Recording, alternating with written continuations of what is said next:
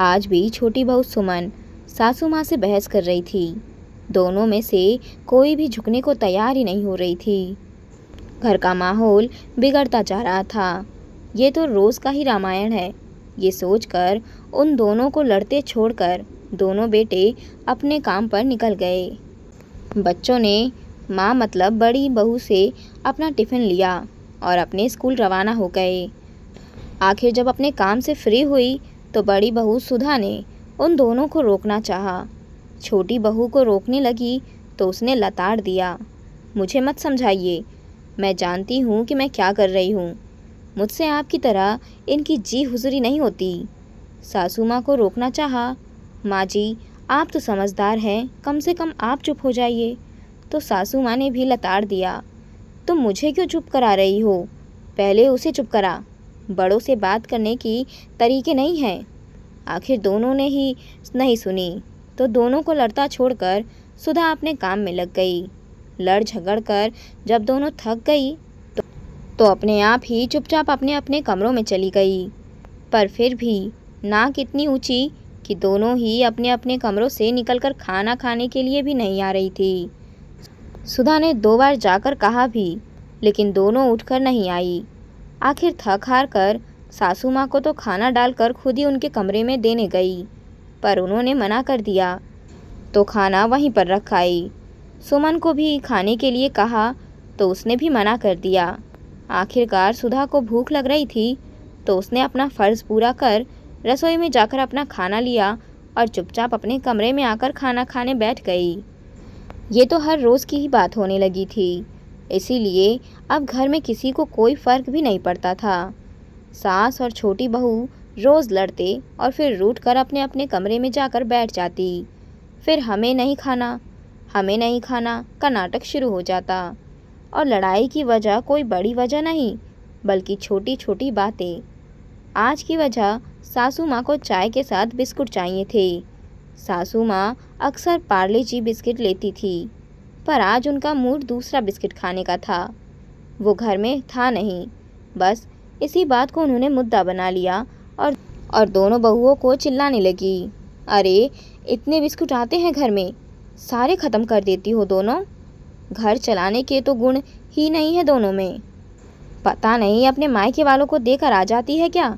बस फिर क्या था, छोटी बहू से बर्दाश्त नहीं हुआ और उसने पलटकर जवाब दे दिया, हाँ माँ जी, हमारे मायके वालों ने तो बिस्कुट देखे ही नहीं जो हम यहाँ ससुराल से ले जाकर उनको दे कर आते हैं। और हो गया झगड़ा शुरू।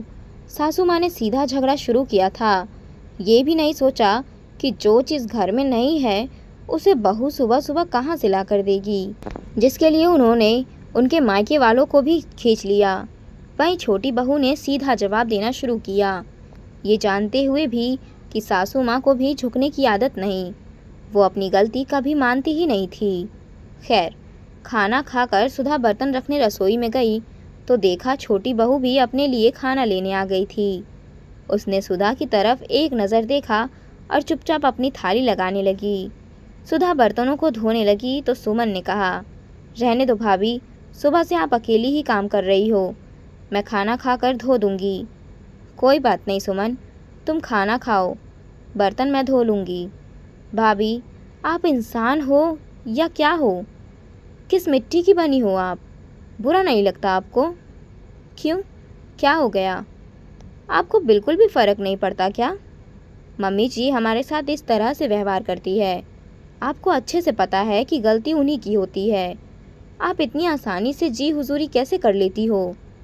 मैं जी हुजूरी नहीं करती सुमन, बस मुझे इतना अच्छे से पता है कि पत्थर से माथा फोड़ोगे तो पत्थर का कुछ नहीं जाएगा, बल्कि चोट तुम्हें ही लगेगी। मतलब मम्मी जी हमारी सास है, इसीलिए बहू के सामने झुकना उन्हें पसंद नहीं।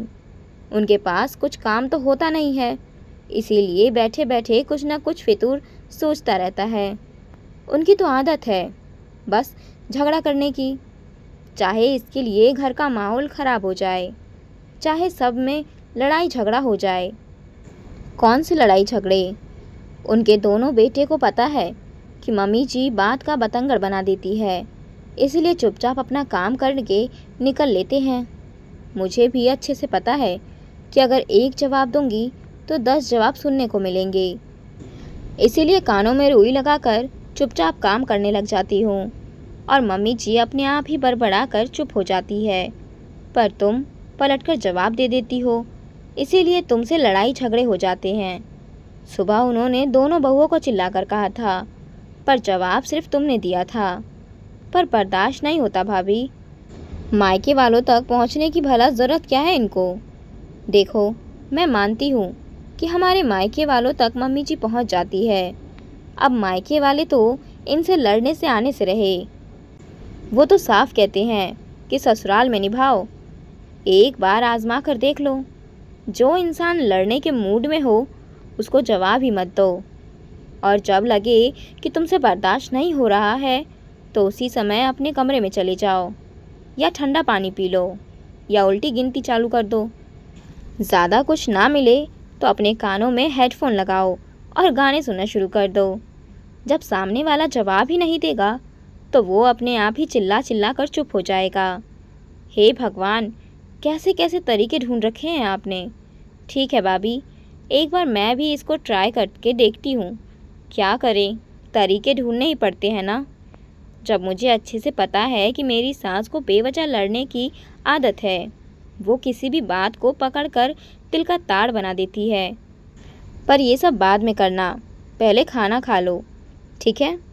आप यहाँ अकेली बर्तन धो रही हैं तो मैं यहाँ रसोई में ही बैठकर खाना खा लेती हूँ।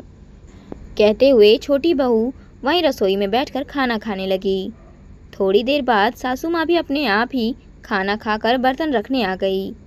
बर्तनों को ज़ोर से जिंक में पटका, पर ना ही बड़ी बहू ने जवाब दिया और ना ही छोटी बहू ने। आ गई महारानी खाना खाने, पर छोटी बहू ने तो कोई जवाब ही नहीं दिया। ये देखकर अपने आप ही पैर पटकते हुए वो रसोई के बाहर चली गई। भाभी, आपकी बात में दम तो है, बोलकर छोटी बहू हंसने लगी। उसके साथ साथ सुधा की भी हंसी छूट गई। मैंने कहा ना, इंसान सबसे लड़ सकता है, बेशर्मी से नहीं लड़ सकता। तुम भी ढीठ बन जाओ।